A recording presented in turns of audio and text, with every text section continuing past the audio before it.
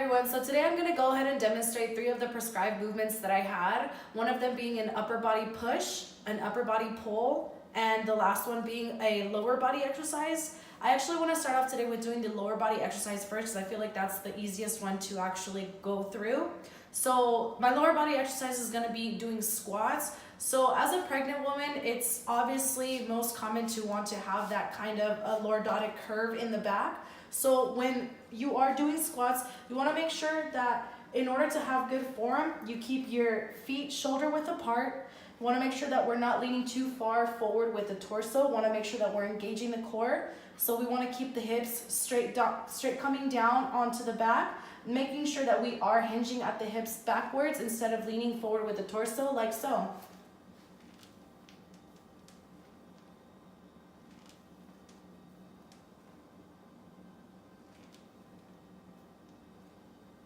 Now I'm going to go ahead and demonstrate some of the common falls when doing squats. So some of them involve having your feet too close together for your body, not allowing for your legs to actually come down comfortably. The next one is actually having the feet shoulder width apart or a little bit wider and bringing in the knees instead of pushing the knees outward. And the last one consists of not hinging at the hips, but leaning the torso too far forward instead of bringing the hips back.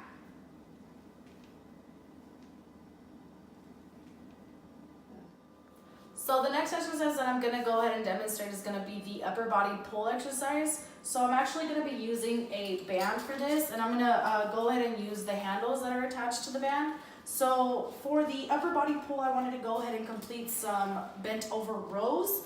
So for this exercise, it's important that you don't place the band right in the middle of your feet and then try to do it. You want to make sure that the band is actually placed towards underneath the ball of your feet.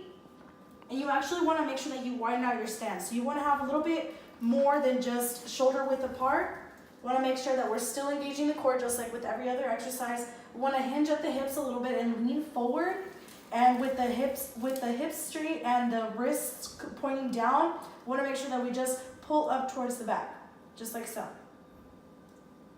Want to make sure that the elbows are reaching at least a 90-degree angle, always keeping the core engaged. Some of the common faults with a bent over rope result from either arching the back too far forward and trying to complete the exercise, or bringing one hand up higher than the other, or simply turning the wrists as we're bringing up the band. Okay, so this next exercise is the upper body push. In order to complete this exercise, I'm going to go ahead and do some overhead shoulder press, also using the band. So once again, I'm going to go ahead and take the handles. This time you want to make sure that the band is actually placed underneath the middle of your foot. You want to make sure that the feet are about shoulder width apart. And this time we're going to go ahead and bring the handles behind the shoulders, making sure that the elbows are at about 90 degrees, making sure to engage the core, and just go ahead and push straight up. And back down to a 90-degree angle, push straight up, and back down. Now for the overhead press, I'm going to go ahead and demonstrate some of the common faults in form. So the main one that would be a fault would consist of actually curving the back too far out, pushing the hips too far back, and trying to complete the exercise. The next one is actually pushing up with one arm going high first and then the next one coming up. And the last one consists of the wrists not being locked and actually coming up using the palms, causing stress on the wrists.